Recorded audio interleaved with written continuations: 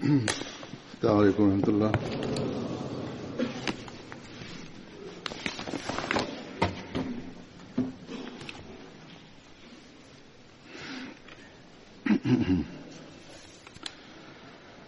أشهد أن لا إله إلا الله وحده لا شريك له وأشهد أن محمدا عبده ورسوله أما بعد فأعوذ بالله من الشيطان الرجيم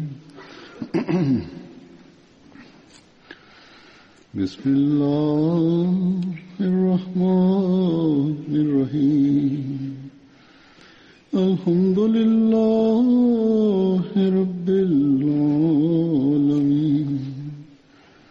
الرحمن الرحيم مالك يوم الدين إياك نعبد وإياك نستعين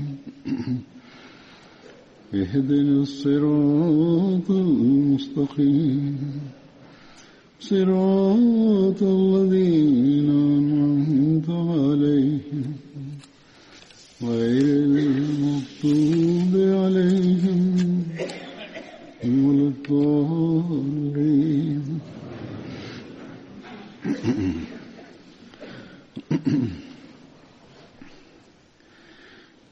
Friday of 2019, and so first of all I wish to congratulate Ahmadis around the world with regards to the new year.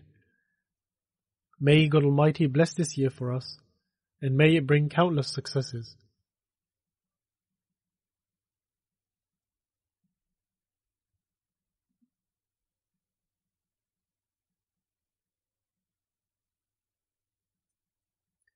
However, we should also remember that customary greetings are of no avail, and nor do they help one achieve the pleasure of Allah the Almighty.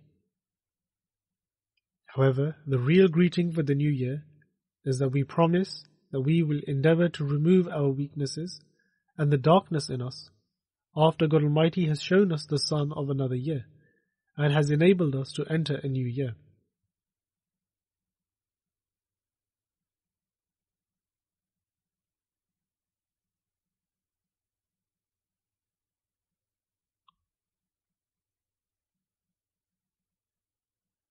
Furthermore, we should promise to remove the shortcomings of the previous year and that we will endeavor to bring upon a greater pure change than before, which we have pledged to achieve through our bay'at, i.e. pledge of allegiance, with the promised Messiah alayhi salatu wassalam.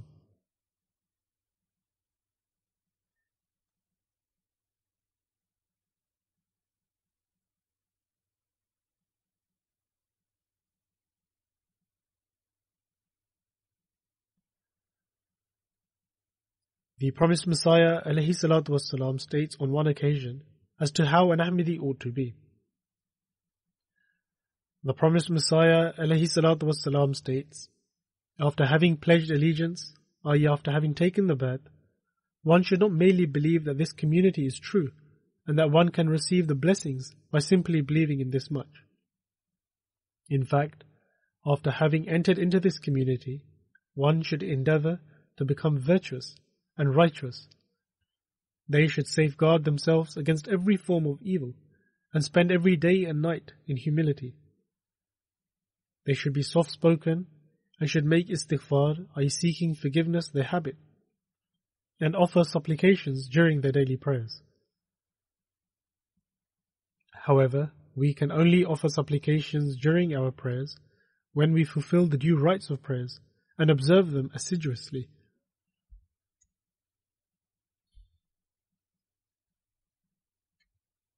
The promised Messiah alayhi salatu wassalam further states that mere belief does not benefit a person, and God Almighty does not become happy with mere words. In fact, God Almighty has prescribed amal salih, i.e. righteous deeds, along with faith, and an action is considered salih or righteous when not even the slightest of blemish is left in it.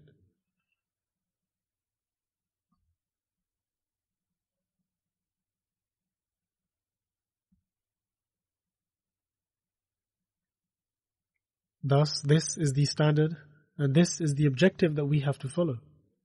And if we follow it during this year, and if we endeavor to the best of our abilities to achieve these goals, then this year will certainly be blessed for us, and it will bring many more blessings.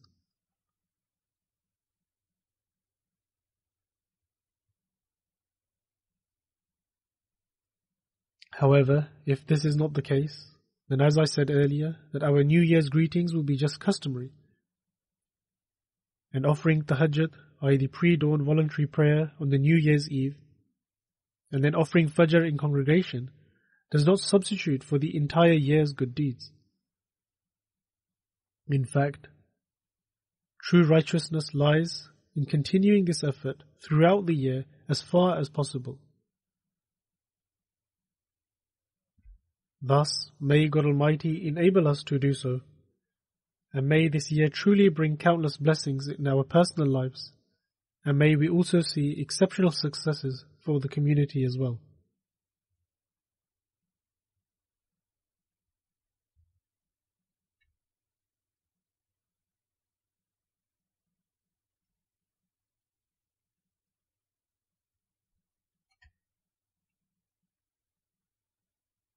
After this, I will now turn to the other topic of today, and as we all know, the year of Waqf-e-Jadid begins in January, and the new year of Waqf-e-Jadid is usually announced on the first or the second Friday of January.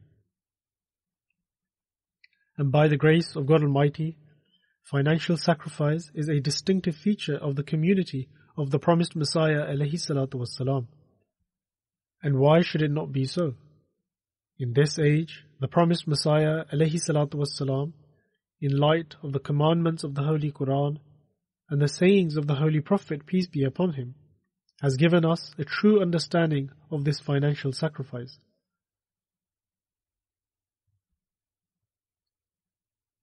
God Almighty has drawn our attention towards spending in the way of Allah the Almighty in numerous places in the Holy Quran. However, this is not so because God Almighty needs our wealth. Rather, it is so because it benefits us, as we can gauge from the progress of the community, and the community also benefits from it collectively.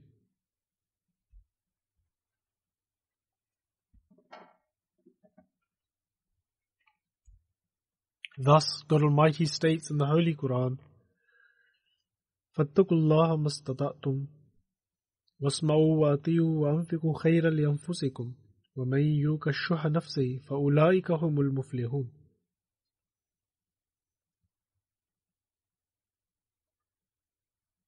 That is, so fear Allah as best you can, and listen and obey and spend in His cause, it will be good for yourselves. And whoso is rid of the covetousness of his own soul, it is such who shall be successful.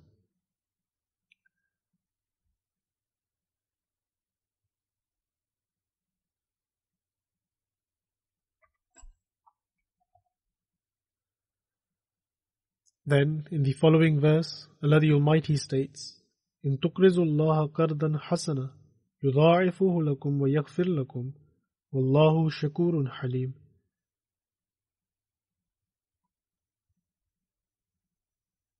That is, if you lend to Allah a good loan, He will multiply it for you and will forgive you, and Allah is most appreciating and forbearing.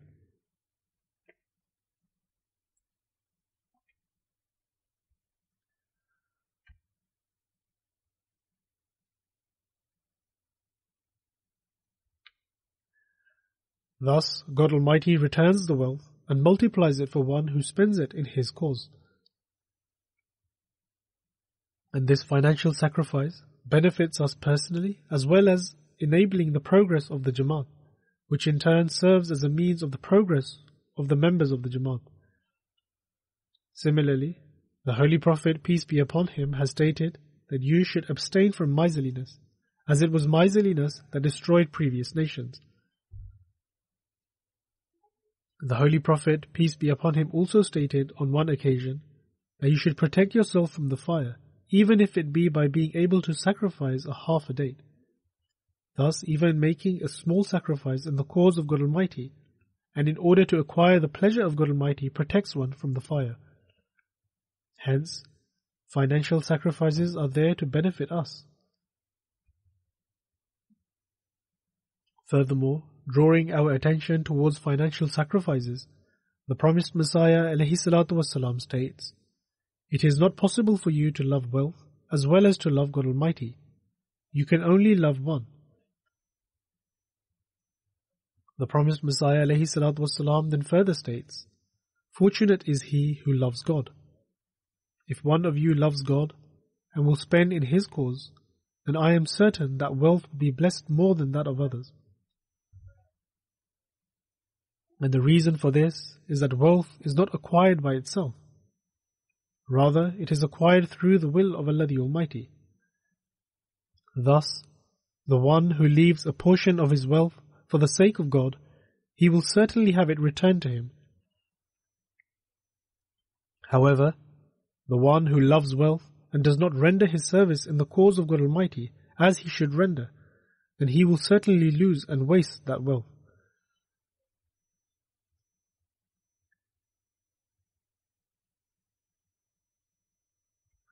The promised Messiah ﷺ further states, "Do not believe that wealth is acquired through your personal endeavors. Rather, it comes from God Almighty. And do not believe that you are conferring a favor upon God Almighty and His chosen one by spending a portion of your wealth or by rendering any other service. Rather, it is a favor of Allah the Almighty that He calls you for this service." The promised Messiah ﷺ states, "You should certainly consider this task to have been decreed from heaven, and that your service is merely for your own benefit."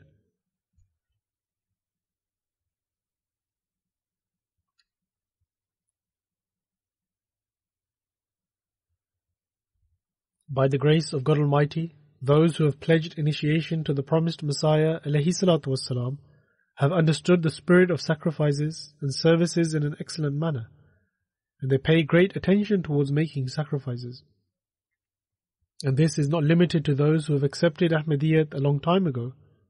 Rather, those who have newly joined also understand the spirit and truth of these financial sacrifices after pledging initiation, i.e. taking the bath. There are also those who live in extremely impoverished circumstances. However, they do not wish to be left behind by anyone in terms of their financial sacrifices. They offer financial sacrifices similar to those of the companions of the promised Messiah ﷺ during his time, and there are such examples to be found even today. In relation to those companions, the promised Messiah ﷺ stated at that time that I am astonished at the love and sincerity of my Jamaat, as there are individuals with extremely few means of livelihood.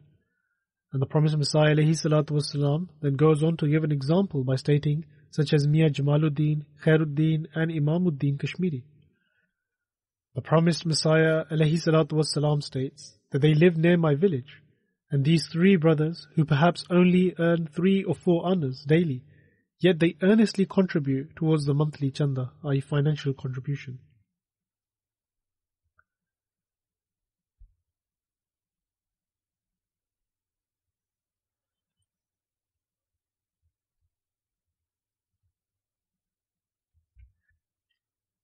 It is as a result of the sacrifices of these elders at that time, which were made for the propagation of religion, that today their progenies are living in comfortable and affluent circumstances. And as I have mentioned, that we see this very spirit in some places, as a matter of fact, in many places today as well. And we are able to observe this amongst impoverished people living in distant lands who were born or became Ahmadis 100 years after the time of the promised Messiah ﷺ, and have never even met the Khalifa of the time in person. However, their love for religion and their obedience to the institution of Khilafat, their oath of devotion and pledge of initiation to the promised Messiah ﷺ, and their zeal and passion for offering sacrifices for the sake of religion are at an astonishingly high level. And if we ponder upon this aspect alone, we find that this is enough to serve as evidence of the truthfulness of the promised Messiah alayhi salatu wassalam, because no one besides Allah the Almighty can create this passion within one's heart. I will now present some of the accounts in relation to the sacrifices of certain individuals and also Allah the Almighty's treatment towards them.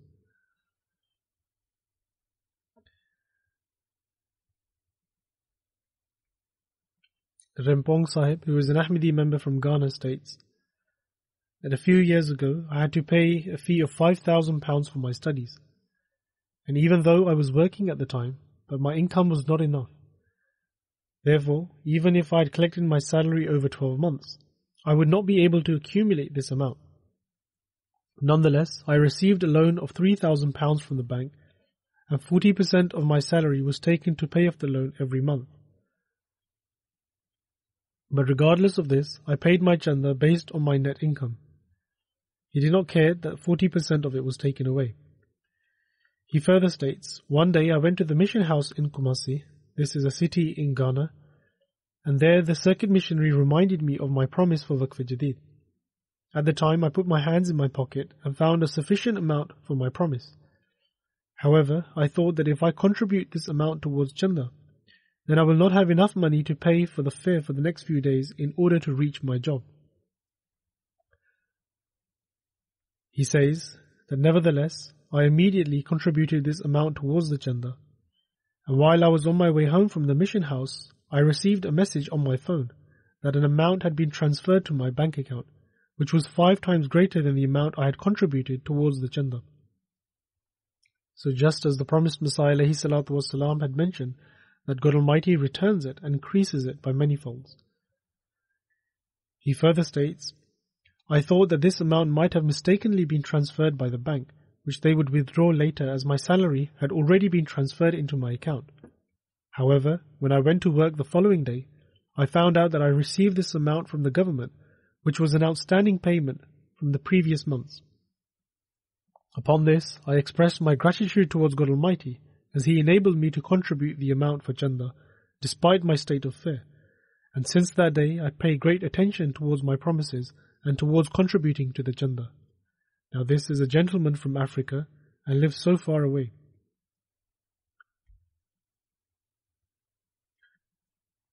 Then a missionary from Bobo Dioulasso in Burkina Faso, which is a French-speaking country, writes that Zudi Sahib, who is a khadim and recently converted, was very stressed due to a mental illness and was taking sleeping pills. He was very depressed and his condition had worsened a lot. One day he came to our mission house and inquired about how much payment he should make for Tariqa Jadid and Waqf Jadid chanda donations. Our missionary informed him that one can make as much donation as they can afford. However, Zudi Sahib asked, what was an acceptable standard of payment towards this chanda? The missionary informed him of the amount, and he happily made the payment and left. And after a few days, he returned to the mission house and said, I was unwell, however, I feel much better now due to the blessings of the chanda. I have stopped taking the sleeping pills, and now I feel a sense of contentment in my heart. Thus, he did the bai'at, became inclined towards God Almighty, and started offering monetary sacrifice, and then his attention was further turned towards the worship of God Almighty, and in return God blessed him, whereas before his condition was such that he was contemplating of taking his own life.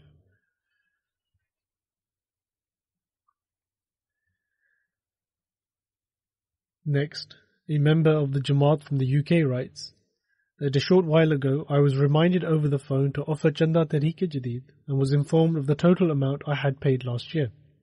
So I pledged to pay a greater amount than the previous year. At the time I had no money, so I began praying that God Almighty Himself make the provisions for this amount. He states, after a few weeks, I received a letter from the Department of Taxation that I had overpaid my tax during the previous year, and so they were returning that back to me. I am an accountant myself, and I am aware of the details relating to my taxes. However, God Almighty arranged for this amount in a miraculous manner, because according to me I had paid the correct amount towards my taxes. He then further states that after a few months, the local president called me again to remind me about Chanda Waqf Jadid, and he informed me of the total amount I had paid the previous year. And so I pledged an amount greater than the amount from the previous year. Coincidentally, I again did not have any money with me this time as well. However, I remembered how God Almighty had arranged the amount from my tax returns, but did not seem like a possibility anymore. So I began praying again. And a week later, when I was going through my papers, I saw a bill with an offer attached to it. I called the relevant company, and they sent me a prepaid card with more money in it than I had pledged for Waqf Jadid. And so, this is how Allah the Almighty arranged for my Waqf Jadid Chanda.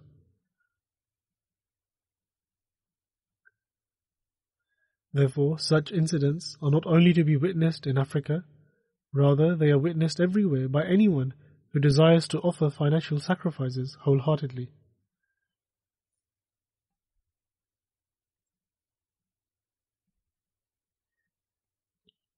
Then, Bisharat Ali Sahib, who is a missionary from Burkina Faso, states that Kune Adam Sahib, who is a new convert from Boroma region, was encouraged to participate in the Waqf Jadid scheme.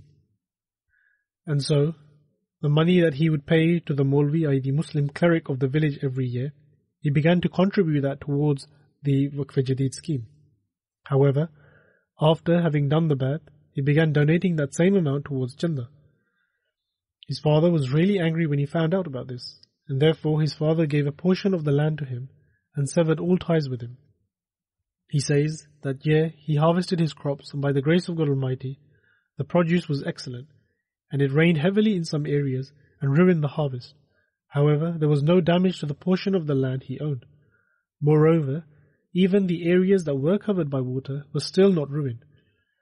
And so not only did he assist his father to harvest the crops again, rather he also shared a portion of the good harvest of his land. Upon this, his father stated that certainly God Almighty has blessed you with this due to your financial contribution towards the Jamaat.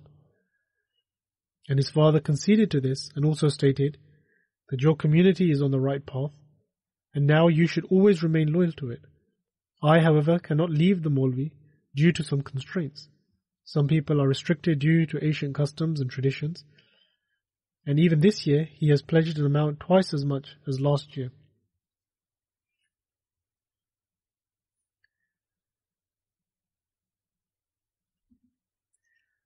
Then, some opponents tried to turn some of the Jamaat members away from Ahmadiyyat in a village of Gambia in the Kiang district, and they proclaimed that they were successful in making all the members of the community in rejecting Ahmadiyyat. Jalu Sahib, who is an Ahmadi member of the community, told the Muallim, i.e. the local missionary of the area, that this opposition was serving as a fertilizer because I was not an active Ahmadi prior to the hostility. However, not only am I now offering my Waqf Jadid and Tehreek Jadid contributions, rather I have also signed up for the blessed scheme of Al-Wasiyat. And so, while the opponents were trying to efface the Jamaat, however, their opposition caused the Ahmadis to progress in faith even further.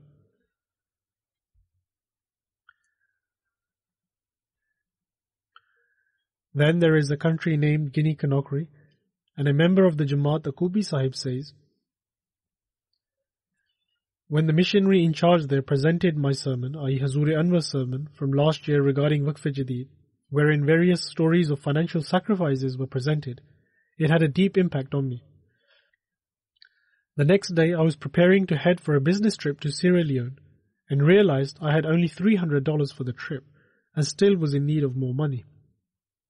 But despite this, I took $100 out of the $300 and wrapped it up in a bag, intending to donate it to Waqf Jadid. He says that shortly afterwards, I became occupied in some other matters and forgot to send the bag in. He says that hardly 2 hours had passed since this, that an individual came into my office and handed me a bag saying that a friend of mine had sent this for me. As I opened the bag, I found $300 with a note written saying, "You are going for travel, so I am sending this to you for your travel expenses." At this, I suddenly recalled that I had not even sent the money for donation yet, and God Almighty reimbursed me by several folds more than the amount I had originally donated. He further states that my heart was instantly filled with the praise of God Almighty for how He has enabled us to be part of this beloved community of the promised Messiah alayhi salatu wassalam.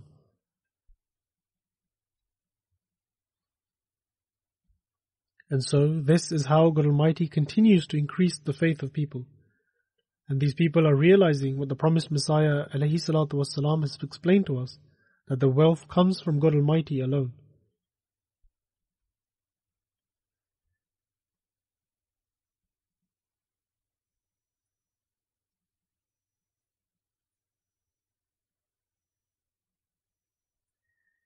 A missionary from the Boiko region of Benin writes that in the Boiko region, a local president of the Abume branch, Mr. Ahungan Jesik Sahib, was struggling to pay off a large sum of debt that he had previously taken. Meanwhile, the local Muallim came and drew attention that the financial year for Waqf Jadid was coming to a close, and anyone who had not yet fulfilled their pledge should do so. The local president explains that at the time I did not have much money, and now the worry of paying Waqf Jadid also began burdening my mind. Therefore, the 500 francs I had in my pocket at the time, I took out and donated it to the Chanda, and made my way back home praying and wondering how I would possibly pay off the debt.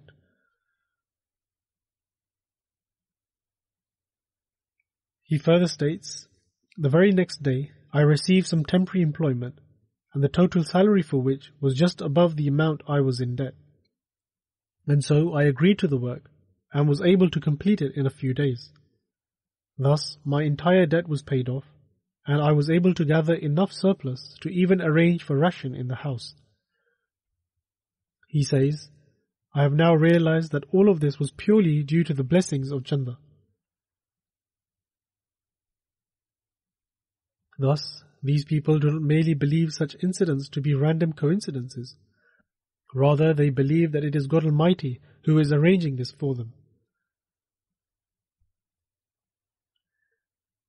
Then a missionary from the Sakasso region of Mali states that a new convert by the name of Abu Bakr says that ever since accepting Ahmadiyyat, he has personally felt the wonderful blessings of paying Chanda.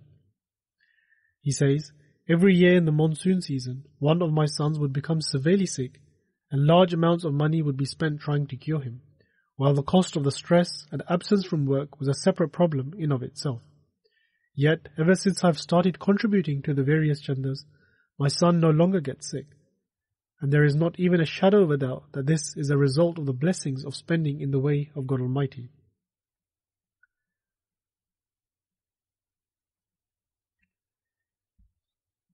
Then the missionary from the San Pedro region of Ivory Coast writes that several people from the village of Kailifa were blessed with the acceptance of Ahmadiyyat. And in November 2018, he was able to go on a tour of the village, staying overnight, conducting a preaching session that lasted long into the night, where a good number of non-Ahmadis had also joined the gathering. After this, the Fajr prayer was offered at the house of an Ahmadi member, where many members attended and took part in the dars that was delivered after Fajr. After this, the members were told that the next month was the last financial month for the Waqf Jadid scheme, and all Ahmadi members should strive to take part in this scheme. After having heard this, the people returned to their homes. The missionary states that I had looked at the place and thought it to be poor and expected that the region would perhaps contribute 5,000 francs CFA, an amount that will be ample keeping in mind their condition. But he says, the extent of my surprise crossed all bounds when they came back to me sincerely apologizing and stating that due to the poor yield from the crop and the general difficulty in circumstances had permitted them a contribution of only 17,000 francs CFA. Moreover, they requested for prayers that may Allah the Almighty bless their business and crops, so that we may become capable of contributing much larger amounts in Allah the Almighty's way. Then the Finance Secretary of India, Iqbal Sahib, writes that members of the Kamaradi branch were encouraged to make contribution towards the Waqf Jadid scheme, to which a young man got up and immediately offered his complete donation for Chanda. Shortly after, that very day, he received a massive amount of money for which he had previously been waiting for almost 8 years. In fact, he had almost given up hope that the amount would ever be given to him. And not only did he receive this amount, but along with this, his temporary employment was changed to a permanent position. Upon this, he became very happy and would say that this is solely the result of having spent in the way of Allah the Almighty. He also said that from now on, he would contribute 15% of his entire income towards Chanda.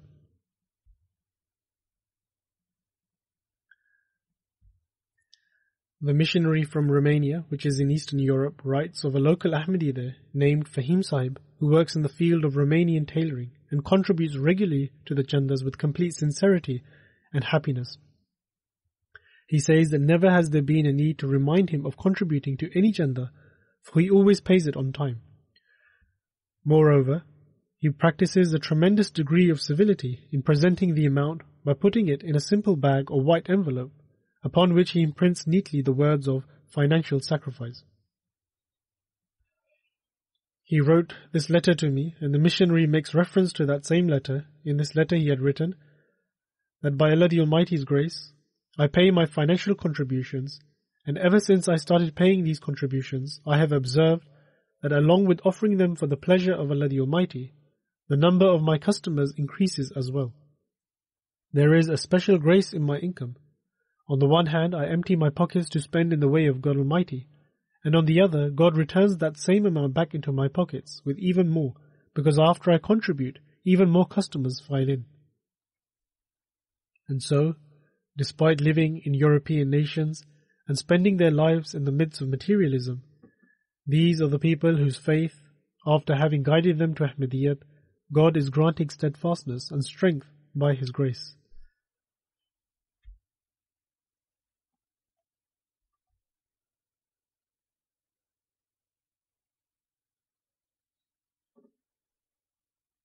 The Finance Secretary from India, Salim Sahib, writes that a private school teacher from Jaipur was encouraged to contribute to the Waqf-e-Jadid scheme and requested that considering his income, his pledge should be 5,000 rupees. He responded that I am just a teacher in a simple private school. How will I be able to contribute such a huge amount? In any case, he was told that God will enable him to do it. Next year, when Salim Sahib again went to visit him, he found him seated on the principal's chair at the same school. The man, who was now a principal, explained that God Almighty has so blessed me because of my financial contributions that I have been able to purchase this entire school. In light of this, the principal was encouraged to further increase his pledge so that God might enable him to purchase even more schools. The principal revealed that there were talks underway for purchasing another school, and that the previous owner called and told him to come and take the keys for that one as well. The Finance Secretary further writes, now the man owns 4 separate schools. He used to live in a small house with a tin roof, which was more of a shelter than a home, and now, by Allah's grace, he owns a 3-story house, of which 1 floor is dedicated for the Friday prayers. Thus, this grace is only due to having spent in the way of God Almighty, and by virtue of it, it is also increasing his faith. Amir Sahib of Liberia writes that in December our Tabligh team arrived at a village called Sukar Town, which is not too far off from Monrovia city, but still totally bereft of any modern facilities, and it is also very difficult to reach there. In order to even get there, one has to traverse 3 monkey bridges, which are makeshift bridges temporarily made using sticks and ropes. And after the prayers, we began preaching and conveyed the message of the promised Messiah ﷺ to them and told them about the purpose and objectives of the Ahmadiyya community. At this, one elderly member of the village, Usman Kumara, stood up and related a dream of his, saying that some days ago I saw that the heavens have fallen and there is chaos all around. And in the midst of all this commotion, a car with white people inside it stops. And the people inside tell me to go with them and that they would grant me safety. Then the dream ended. After this, I began contemplating what sort of dream this was and what it could possibly mean. However, it is upon your arrival that I have come to understand its true meaning. He then said that I have attained quite an age, but this is the first time in my life that I have witnessed white people, i.e. non-Africans, preaching Islam to Africans. And so, as a result, all those people present decided to join the Jamaat and did the Bai'at, I took the oath of initiation. It was also the end of the Waqf-e-Jadid year, so they were encouraged towards taking part as well. And so after accepting their Bai'at, when they were requested, they also paid their Waqf-e-Jadid. Thus, through this, their faith and sincerity is ever increasing.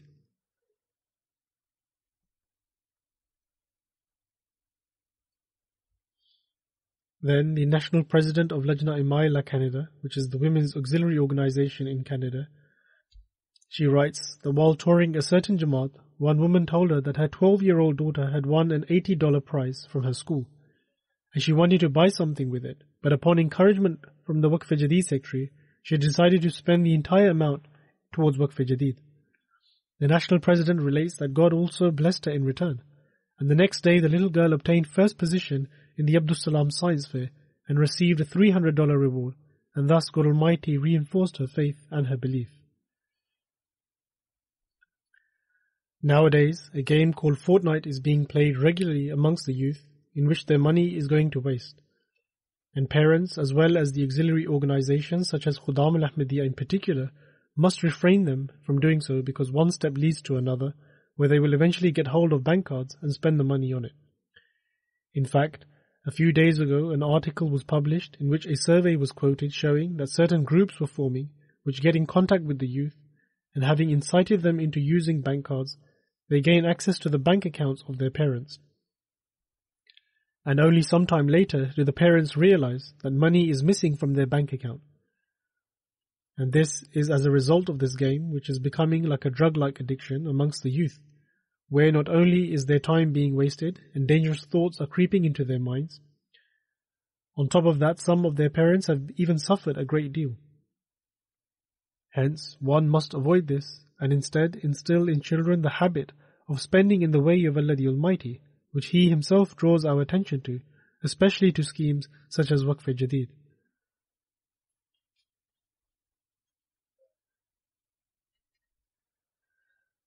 The Finance Secretary from India writes, a refresher course was held in the Karnataka province, which I attended along with the Naib Nazim Mal and Waqf-e-Jadid Secretary.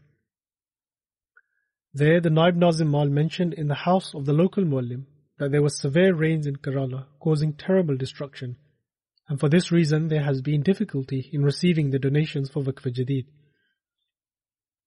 And as he was leaving the house, the Naib Nazim Mal gifted 100 rupees to the children of the Muallim.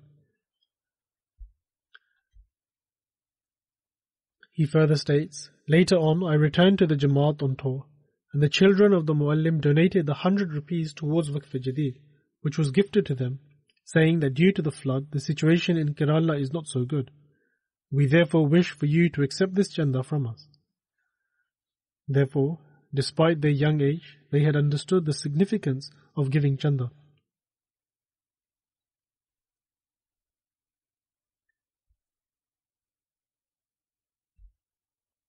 Then, a member of Lajna from UK Jamaat states, I had the honour of accepting Ahmadiyyat in 2010. After having taken the Bai'at, I was thrown out of my home, and at the time I had no one to go to. I was extremely embarrassed every time I was unable to give chanda, even though it is not necessary for converts to contribute in the first year. However, she states that I was concerned with regards to this, and made a vow that the moment I find a job, I will give chanda from the day I did the Bai'at. A few months later, I secured a job and began giving chanda. By the grace of Allah the Almighty and through the blessings of giving chanda, I received a pay rise 3 times in my first year. Thereafter, my communication with my parents, who had excommunicated me, was restored and our bond became even stronger. She then states that I also got married, and by the grace of Allah the Almighty, I have everything I was in need of.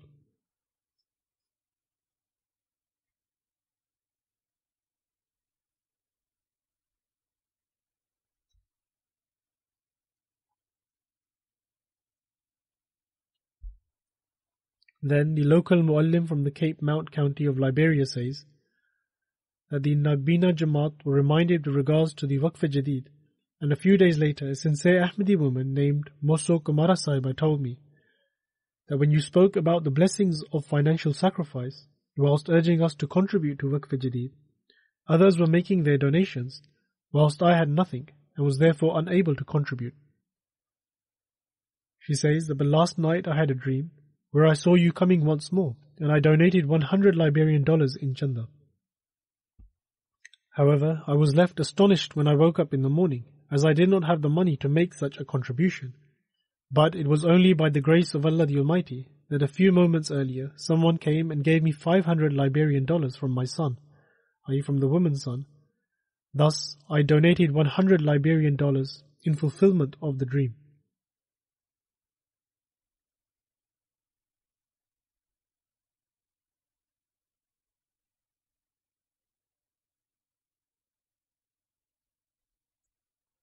And so there are many such incidents of women giving chanda. In fact, they are often a means of reform for their husbands and draw their attention towards giving chanda, and often they better understand its importance. Abu Bakr Sahib of Guinea Conakry, who is also the Sadr of a Jamaat and works in the agricultural department, writes that after I accepted Ahmadiyyat, the missionaries and Muallimeen would regularly draw our attention to giving chanda. However, I would only give a small amount, whereas my wife was very strict in this matter and would regularly give chanda. She would always encourage me to also make regular contributions, but I would put it off by saying, only when we have more money will I start giving chanda regularly.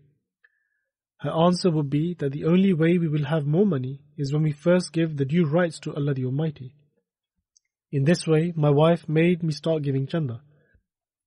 And when I started paying chanda at the prescribed rate, I witnessed God Almighty's blessings rain down upon us.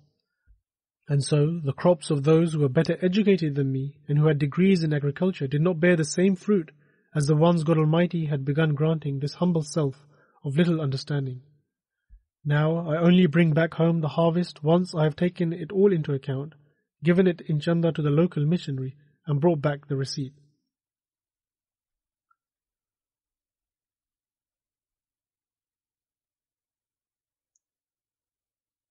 Then the regional missionary of Ivory Coast writes that Zablo Sahib, a friend of ours, had the honor of accepting Ahmadiyya through his dream. After taking the Bai'at, he regularly listens to the Friday sermons and is very passionate in calling people towards God. He buys literature of the Jamaat from his own pocket and hands it to non-Ahmadi contacts. Zablo Sahib had a great position working in a hotel, but he is without work at the moment, and his wife is supporting him by paying the expenses of the family.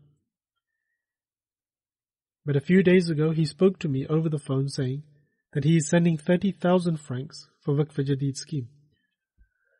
I responded by saying that how is this possible when you are not in the best of circumstances? Since I was aware of his situation, therefore I told him to contribute a little less. I also said that this amount is a lot for you and the annual Jalsa is also upcoming. However, he said that I told my wife that we should give 20,000 francs in chanda, but my wife insisted we give 30,000, and by the grace of God Almighty they were also able to attend the Jalsa. And so, like her, there are many women around the world who encourage their husbands to make such sacrifices.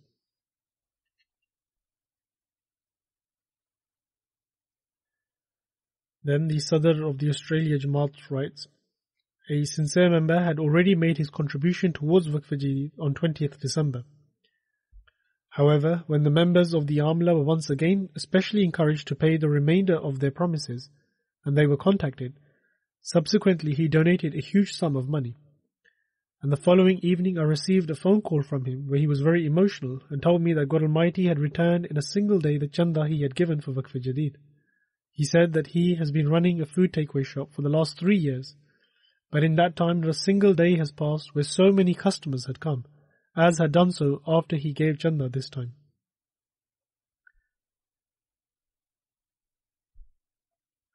Similarly, there is an account from Indonesia, and one is left truly astounded at such accounts in which people show such determination in their faith. There is a convert from Indonesia who took the Bai'at in 2016, and after doing so he began facing intense opposition from his family and neighbors, to the point where one day members of his family beat him relentlessly, forcing him to forsake the Jamaat and forbidding him from meeting the local missionary. Thereafter he would only meet the missionary in secret. However, the missionary told him that you will find that one must make sacrifices after joining the community. Nevertheless, he replied by saying that I will continue to make sacrifices even if the persecution increases. He was also taught about the importance of chanda and financial sacrifice, and so after a month of taking the bath, this person began giving chanda. He had not as of yet secured a job, but he kept aside a portion of the little income he would earn from odd jobs here and there to pay in chanda. He would keep out of sight of the people and secretly visit the mission house at night. And prior to going to the mission house, he would visit a few different villages so that no one could see him going directly to the mission house. And in this way, he would keep regular contact with the mission house, and this is how he would come to give his chanda.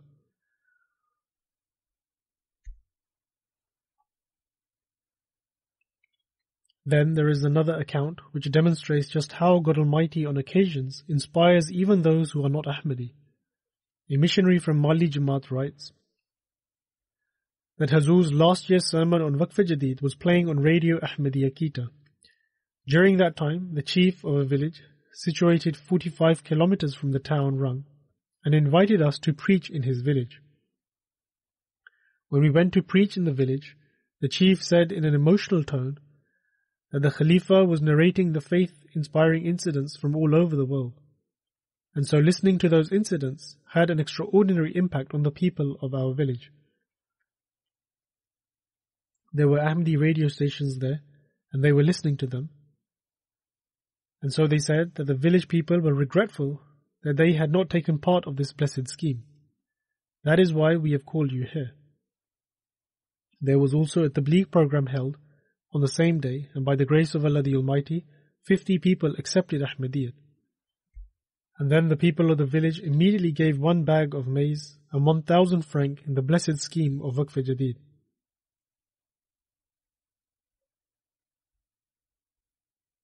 Thus, God Almighty is not only spreading the message of the promised Messiah ﷺ in extraordinary ways, but He is also providing helpers for this cause.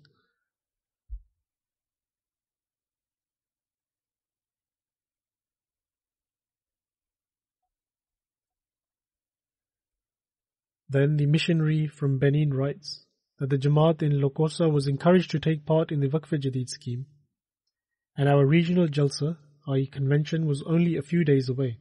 Hence they were encouraged to participate in that also. Ghaffar Sahib, who is the Sadr Jamaat, i.e. the local president, came to me and asked that he had gathered some money for him to be able to participate in the Jalsa. However, since giving chanda is also important, what should he do? He says, I advised him to participate in the Jalsa, and God Almighty will bestow His grace. Also that he could pay the chanda at a later date. After a few days, he met me during the Jalsa and said for me to accept his chanda. I asked the finance secretary to cut a receipt for him. At this, the finance secretary informed me that Ghaffar Sahib has given the same amount in chanda as he had saved for attending the Jalsa. He had travelled 15 kilometers by foot along with his family in order to attend the Jalsa.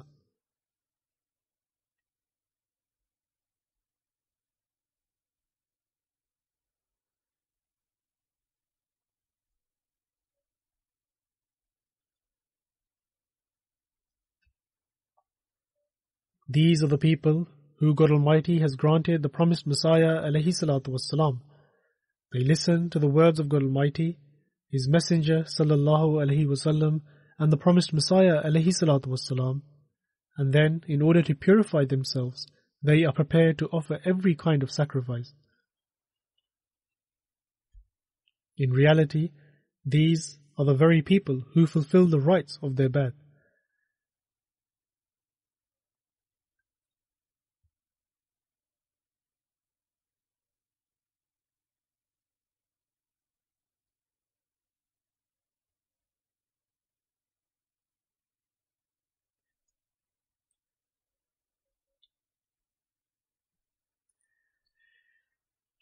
If those who are devoid of understanding and have a covering over their eyes ponder over the sincerity and loyalty these people have and the sacrifices they offer, are these not evident signs of God Almighty's support for the promised Messiah ﷺ?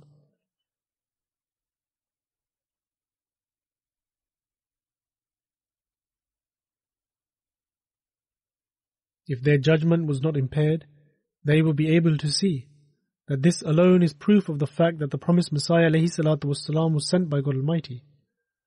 The promised Messiah ﷺ was sent to this world to advance the teachings of the Holy Prophet, peace be upon him. If the Muslims understand this, and if only they would understand this truth, then through the grace of God, Islam will spread rapidly throughout the world, inshallah.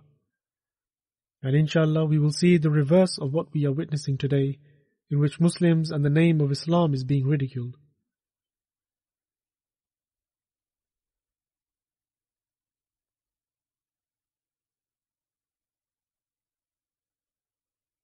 Nevertheless, our responsibility is to reform ourselves and to prostrate before God Almighty and focus our attention on propagating the message of Islam and offer sacrifices and highlight the truth of Islam to the world.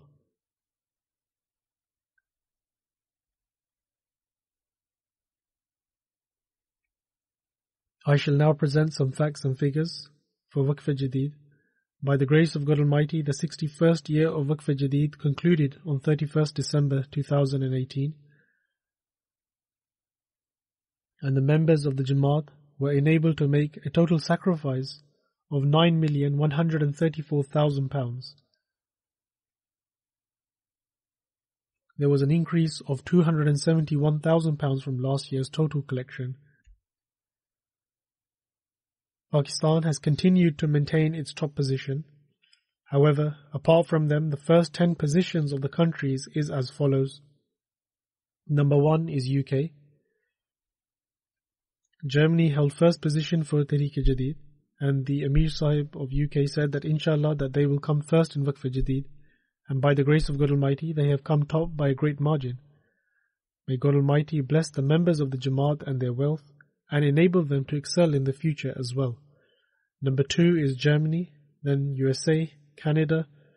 I should mention to USA here that there is a very small margin of difference between them and Canada, and so if they do not make any extra effort, then from once being first, they drop to third position, but in future they could perhaps fall even further behind.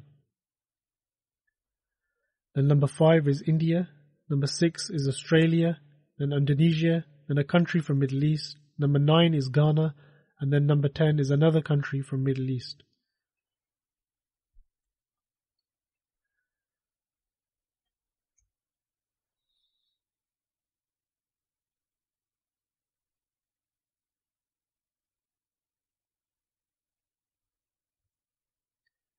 Then in terms of the contribution per person, the positions are as follows. Number 1 USA, number 2 Switzerland, and number 3 Australia. In terms of the total contribution amongst countries in Africa, the positions are as follows. Ghana, Mauritius, Nigeria, Tanzania, Burkina Faso, Benin. By the grace of God Almighty, 1,732,000 people took part in the Waqf-e-Jadid scheme this year. There is an increase of 123,000. The countries which have made a notable effort in relation to increasing the number of participants are Niger, Sierra Leone, Nigeria, Cameroon, Benin, Gambia, Congo-Kinshasa, Tanzania, Liberia, and Senegal.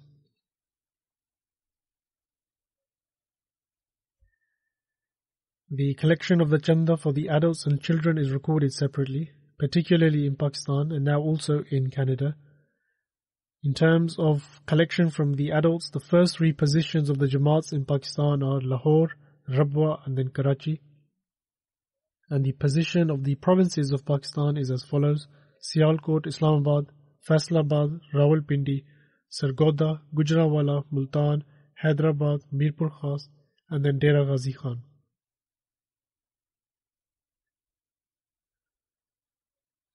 Then the position of the large Jamaats for the collection from the Atfal is as follows. Number 1 Lahore, number 2 Karachi, and number 3 Rabwa.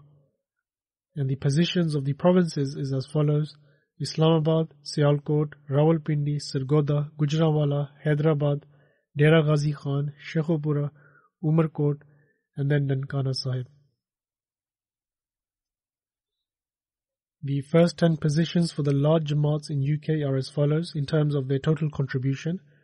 Number 1 Worcester Park, then Masjid Fazal, then Birmingham South, Gillingham, Birmingham West, Islamabad, Hayes, Bradford North, New Malden, and then Glasgow.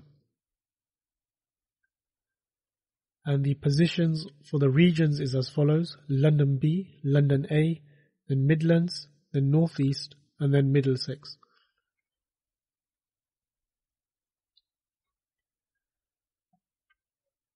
The UK Jamaat has also submitted a report for the collection from the Atfal, and their positions are as follows: Number 1, Bradford South, then Surbiton, Glasgow, Roehampton, then Islamabad, then Roehampton Vale, Mitcham Park, Battersea, Malden Manor, and then Mosque West.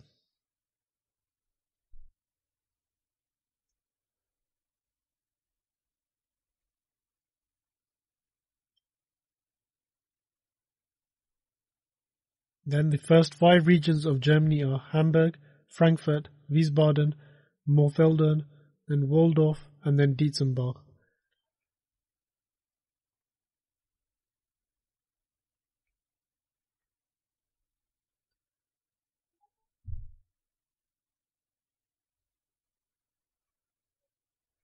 Then the position of the first 10 Jamaats in USA for their total contribution is as follows: Silicon Valley, Seattle, Detroit, Silver Spring, Central Virginia, Boston, Dallas, Laurel, Georgia, Carolina, York.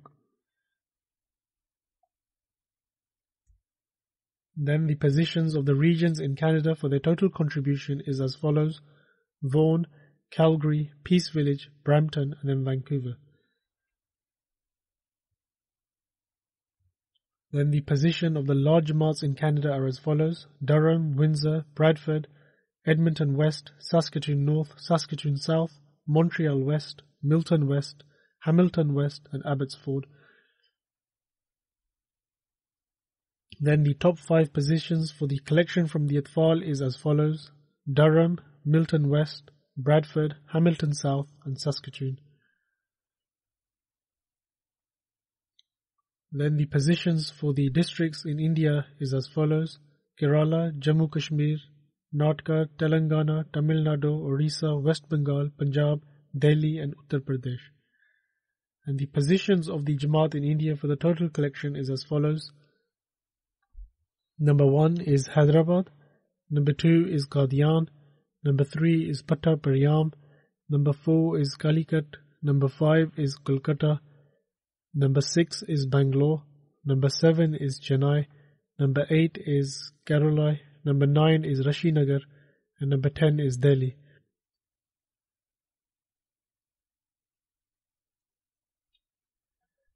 The position of the first 10 Jamaats in Australia are as follows: Number 1, Castle Hill, then Melbourne Longwarren, Penrith, Melbourne Berwick, Marsden Park, Brisbane, Adelaide South, Brisbane Logan, Canberra, and then Plumpton. And the positions from the Atfal collection is as follows: Adelaide South, Brisbane Logan, Melbourne Longwarren, Melbourne Berwick, Brisbane South, Marsden Park, Mount Druitt, Castle Hill, and Melbourne East.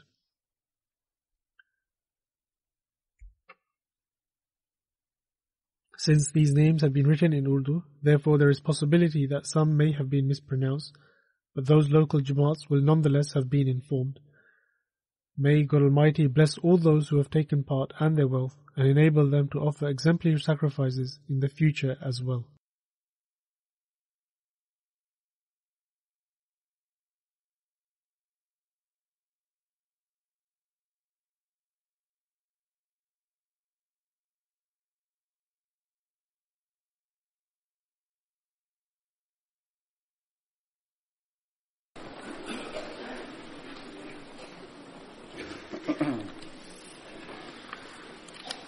الحمد لله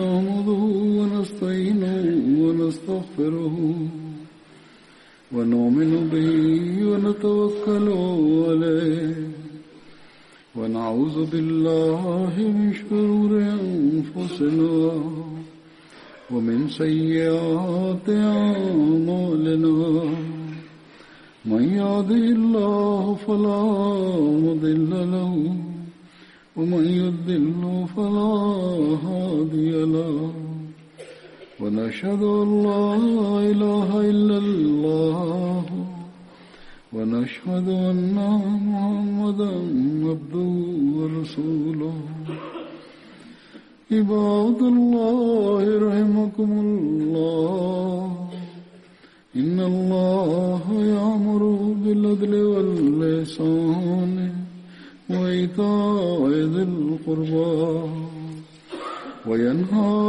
عن الفحشاء والمنكر والبغي يعظكم لعلكم تذكرون اذكروا الله يذكركم وادعوه يستجب لكم ولذكر